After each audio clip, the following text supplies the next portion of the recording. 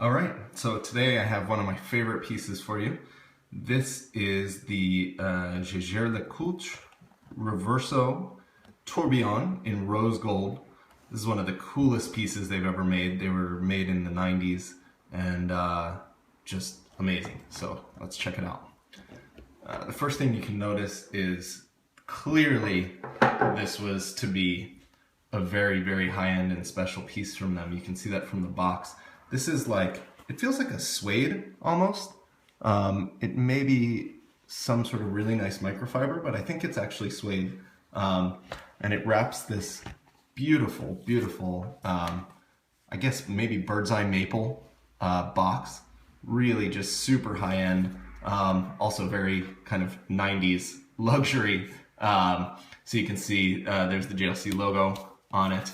And it comes with this packet that is signed and numbered and has all these special photos and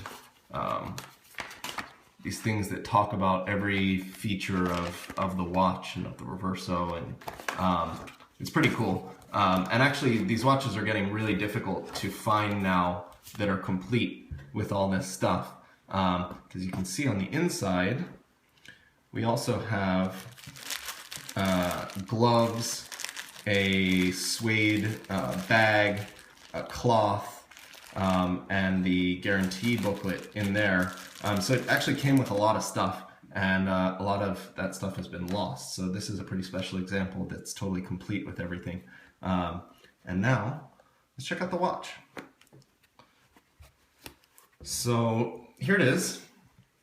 It's in just a standard Reverso case, which is this very classic size.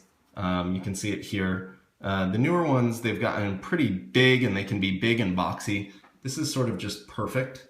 I'm wearing it right now on this Horween leather strap, actually from Hodinkee, that I like and is really cool. It actually doesn't fit perfectly. You can see this is an 18mm strap, and it's the watch uses 19mm. But it looks fine for day-to-day use, and I like the color, and I really like the lightness of it, so it's cool. But the watch normally comes on a croc strap. It actually came on a black croc strap that makes it a little bit dressy for my taste. But here you see it. On the front, it looks like just a pretty plain watch, other than the fact that it says Tourbillon right above the seconds hand. You wouldn't know that it's really any different than any other Reverso. But you can tell that this one's a little bit special. The finish on it is just spectacular.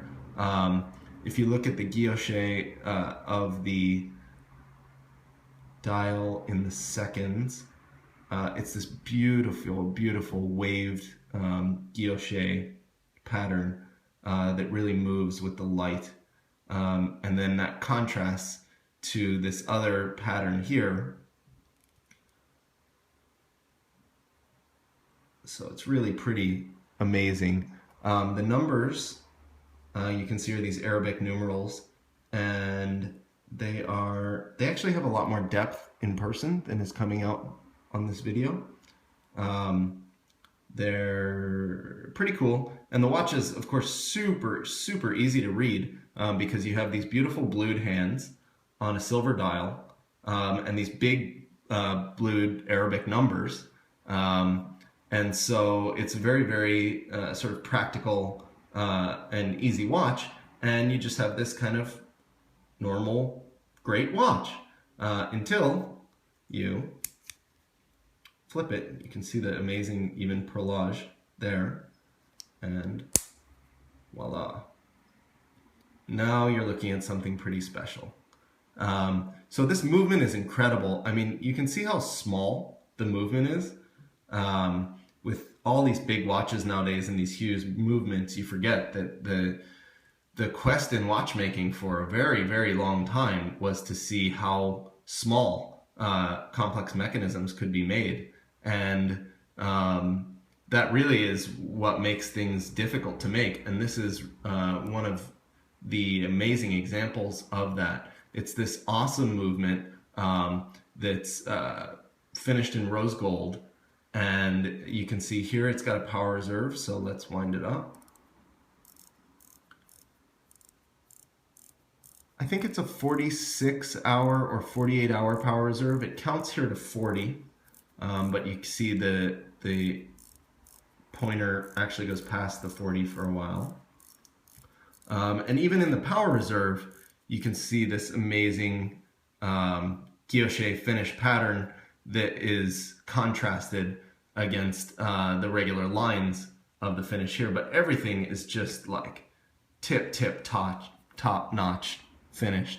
You can see the bridge for the tourbillon is this really beautiful mirrored polished, and these blued screws just totally pop off.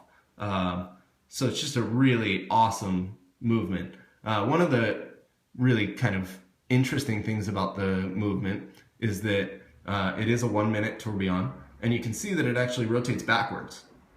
And so sometimes one of the really cool things about this watch is that you can wear it with the movement up. You know, as many cool watches there are as you wish you could wear it just with the movement up, this one you actually can. You just flip it on your wrist and you wear it like this. But then sometimes you look down and you notice that the tourbillon is spinning backwards, and it's almost a little bit off-putting. Obviously, the reason for that is because it is the back of the watch, and the front of the tourbillon is your seconds counter. So you flip it upside down, and obviously it's backwards. But it's a very cool watch. Very sort of has the ability to be super understated, or just really fantastically interesting, with just the, as they say, the flip of a switch. So it's a really unique piece. There's a lot of lore around this watch within JLC. This was really part of the relaunching of the Reverso. It was part of the relaunching of the Tourbillon in general in the watch industry. And actually Max Buser, who obviously I worked with at MB&F, was working at JLC at the time, and was on the product development team for this, and has a lot of cool stories about this watch. So there's, it represents a really interesting period in the high-end Swiss industry, and it's just an awesome watch. It's kind of perfect in its own way. So that's it. This is the Jaeger Reverso Rose Gold.